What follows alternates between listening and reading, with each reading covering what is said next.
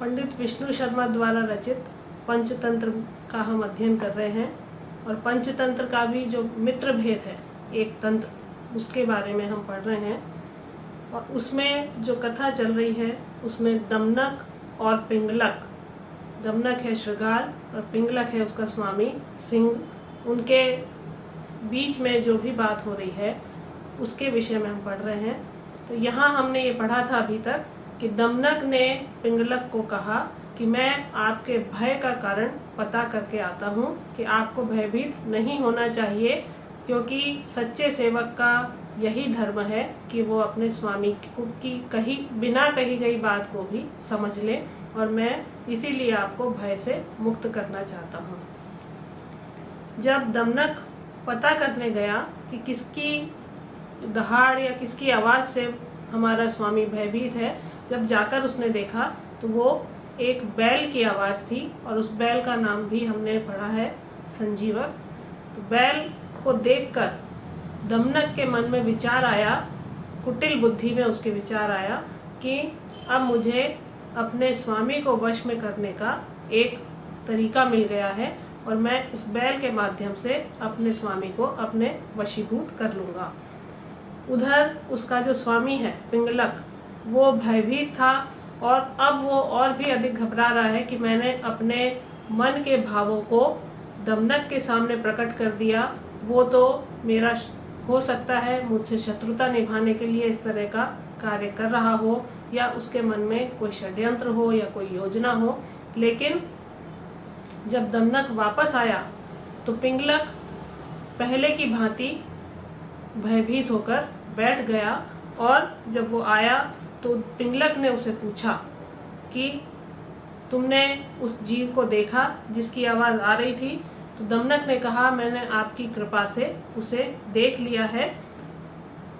तो पिंगलक ने कहा क्या सचमुच तुमने उसे देख लिया? तो दमनक कहता है कि मैं अपने स्वामी से झूठ क्यों कहूँगा, क्योंकि स्वामी जो राजा होता है वो और देवता दोनों एक समान होते हैं, उनके सामने कभी भी असत्य नहीं कहना चाहिए और जो ऐसा करता है उसका तत्काल विनाश हो जाता है। और उसी संबंध में आज हम पहला श्लोक पढ़ेंगे। सर्वदेवमयो राजा मनुजा संप्रकीर्तितः तस्मात् तम देवं वत् पश्येन व्यलिकेन न कर्हिचित्। कि सर्वदेवमयो राजा, राजा जो होता है सर्वदेवमय होता है, सभी देवता उसमें निवास करते हैं। मनुजा संप्रकीर्तितः, उसमें सभी देवताओं का निवास होता है। तस्मात् तम, इसलिए उसे देववत् पश्येन, देवता के समान उसका दर्शन करना चाहिए, उसे देवता के समान ही देखना चाहिए। व्यलिकेन न कर्हिचित्, उसे बिल्कुल भी व्यलिकेन विपरीत भाव से नहीं देखना चाहिए। तो राजा में सभी देवताओं का निवास कहा गया है और इसीलिए उसे विपरीत भाव से नहीं देखकर उसे देवताओं के समान ही उसका दर्शन करना चाहिए, ऐसा यहाँ पर दमनक ने कहा है।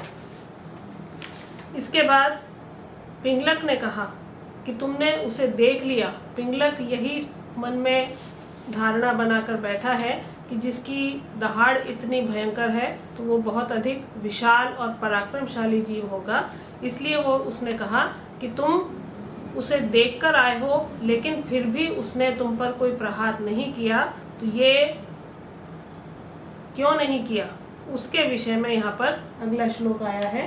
तृणानि नोन्मूलयति प्रभंजनो मृदूनि नीचैः प्रणतानि सर्वतः स्वभाव एवोन्नत चेतसा मयम महान महत्स्वेव करोति विक्रमम।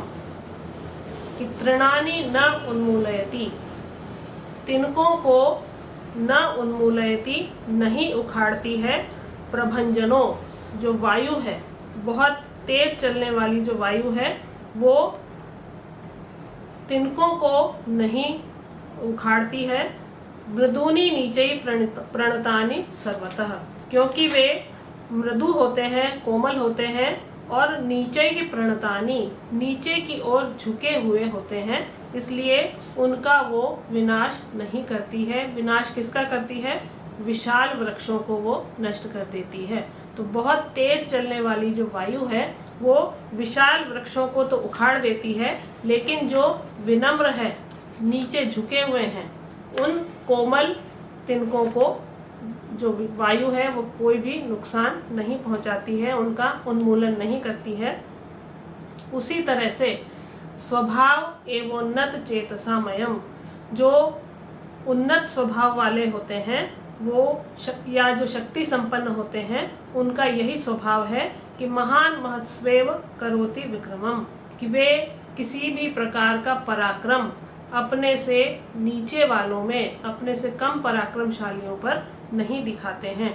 तो शक्तिमान जो होता है वो शक्तिमान के सामने ही अपना पराक्रम प्रदर्शित करता है।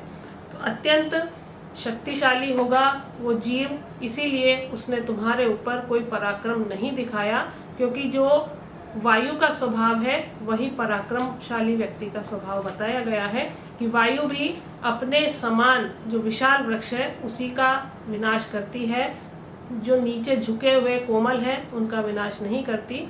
उसी तरह से पराक्रमशाली पुरुष भी दीन लोगों पर अपना पराक्रम नहीं दिखाता है।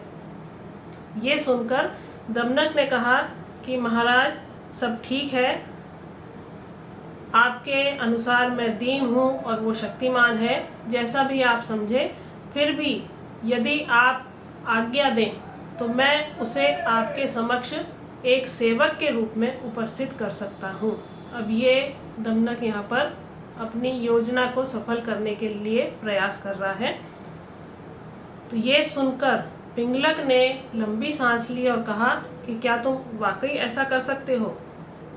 तो उसने दमनक ने कहा कि बुद्धिमान लोगों के लिए कोई कार्य कठिन नहीं होता है, और बुद्धि का जो कार्य है उसके विषय में यहाँ पर आज का जो अंतिम श्लोक है उसमें बताया गया है कि न तत् शस्त्रेण नागेन्द्रेण हयैर्न पदातिभिः कार्यम संसिद्धि मभ्येति यथा बुद्धिया प्रसादितम, कि न शस्त्रेण, न तो शस्त्रों के द्वारा, न गजों के द्वारा, हाथियों के द्वारा, न अश्वों के द्वारा, और न पदातिभिः, और न ही पैदल सैनिकों के द्वारा। तो इन लोगों के द्वारा कि शस्त्र, हाथी, घोड़े और पैदल सैनिकों के द्वारा जो कार्य संसिद्धिम अभ्येति, कार्य सफलता को प्राप्त नहीं होता है, यथा बुद्धिया प्रसादितम, वही कार्य बुद्धि के द्वारा पूरा किया जा सकता है।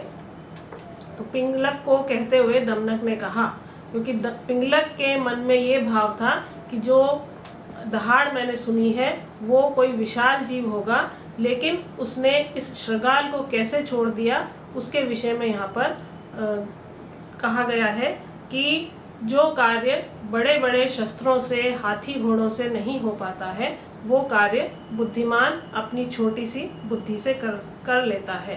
तो ये सुनकर पिंगलक ने आश्वस्त होकर कहा कि यदि आप ऐसा कार्य कर सकते हैं, दमनक से कहा कि यदि ऐसा तुमने कर दिया तो मैं तुम्हें आज ही मंत्री पद पर नियुक्त करता हूँ, और आज के बाद जो भी दंड या पुरस्कार संबंधी कार्य होगा वो तुम ही करोगे, ये मेरा निर्णय है।